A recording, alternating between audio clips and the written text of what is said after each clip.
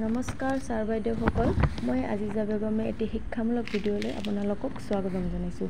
ষ্টুডেণ্টৰ এটেণ্ডেঞ্চ লোৱাত অসুবিধা হ'লে ৰি-এনৰলমেণ্ট কেনেদৰে কৰিম এই ভিডিঅ'টোৰ জৰিয়তে আপোনালোকক দেখুৱাব বিচাৰিছোঁ। আহক ভিডিঅ'টো আৰম্ভ কৰিছোঁ। আপোনালোকৰ ক্ৰম ব্ৰাউজাৰত গৈ শিক্ষা সেতু টাইপ কৰি ইয়াত ক্লিক কৰিব। প্ৰথমতে যিটো অফিচিয়েল পেজ ওলাব তাত ক্লিক কৰিব। তাত ক্লিক কৰি আপোনালোকৰ নিজা ইউজাৰ আইডি আৰু লগইনত ক্লিক কৰি ল'ব। তাৰপিছত ড্যাশবৰ্ডত ক্লিক কৰিব। তাৰপিছত ষ্টুডেণ্ট মেনেজমেণ্টত গৈ ষ্টুডেণ্ট লিষ্টিঙত ক্লিক কৰিব। তাৰপিছত আমি নিৰ্দিষ্ট ক্লাছ সিলেক্ট কৰিব লাগিব। নিৰ্দিষ্ট ক্লাছ সিলেক্ট কৰাৰ পিছত নিৰ্দিষ্ট ষ্টুডেণ্টৰ এগেইনষ্টত বাও সাইডত গৈ সিলেক্ট একশ্যনত ক্লিক কৰিব লাগিব।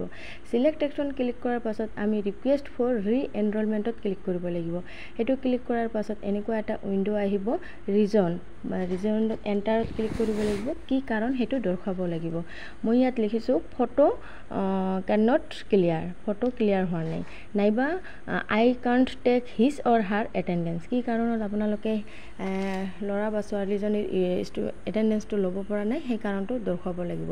তাৰপিছত আপোনালোকৰ উইণ্ড'ত এনেকুৱা এটা ইণ্টাৰফেচ ওলাই পৰিব।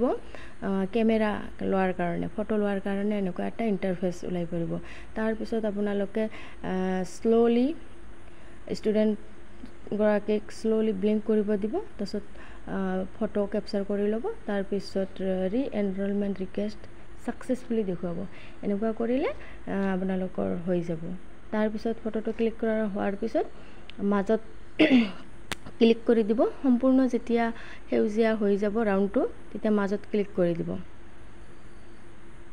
এয়া মই মাজত ক্লিক কৰি দিছোঁ। ক্লিক কৰাৰ পিছত যেতিয়া একচেপ্ট আছে নহয়, একচেপ্টত ক্লিক কৰি দিব। এইটো কেপচাৰ হৈ গ'ল। এনেকুৱাকৈ আপোনালোকে